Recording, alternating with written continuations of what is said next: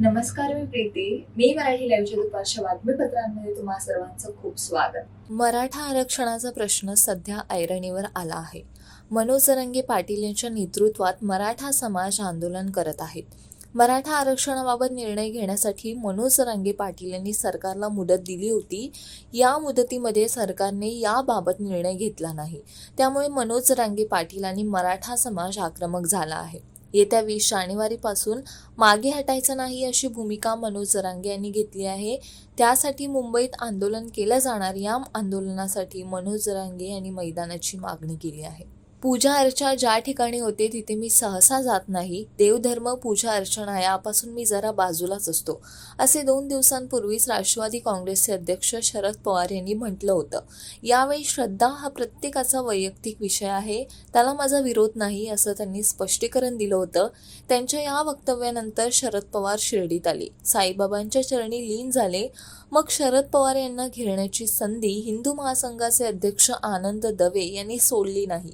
झुकल्या वाकल्या गर्विष्ठ माना आता प्रत्येक मंदिरी, अशी मोजक्या शब्दात त्यांना शरद पवार यांना उत्तर दिलं आहे. शिरूरचे खासदार अमोल कोल्हे यांना थेट राज्याचे उपमुख्यमंत्री अजित पवार यांनी चॅलेंज दिलं आहे.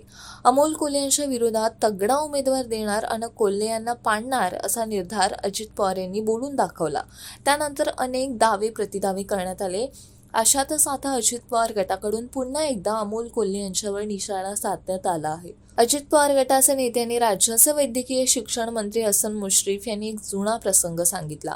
अमोल कोल्हे काही दिवसांआधी मला म्हणाले होते की माझ्या व्यवसायावर परिणाम झाला आहे, मी राजकारण बंद करणार आहे, आणि तेव्हाच ते भेकडासारखे पळून गेले होते, असं हसन मुश्रीफ यांनी म्हटलं आहे. राजकारणात कधी काय घडेल आणि कोण कुठल्या पक्षात जाईल हे सांगता येत नाही. असं सध्या राज्याच्या राजकारणात घडतंय. महाराष्ट्रातील 4 मोठ्या पक्षांना एकाच दिवसात खिंडार पडलाय. राष्ट्रवादी काँग्रेस, शिवसेना, ठाकरे, मनसेच्या नेत्यांनी पक्षाला रामराम केलाय आणि मुख्यमंत्री एकनाथ शिंदे यांच्या शिवसेनेत प्रवेश केलाय. मुख्यमंत्री एकनाथ शिंदे यांच्या उपस्थितीत हे पक्ष प्रवेश झाले. मुख्यमंत्री एकनाथ शिंदे यांच्या नंदनवन निवासस्थानी हे पक्षप्रवेश आले.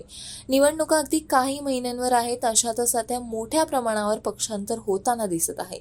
पालघर जिल्ह्यातील मनसे, राष्ट्रवादी काँग्रेस, शिवसेना, ठाकरे गटातील पदाधिकारी कार्यकर्त्यांनी शिवसेना शिंदे गटात जाहीर प्रवेश केला.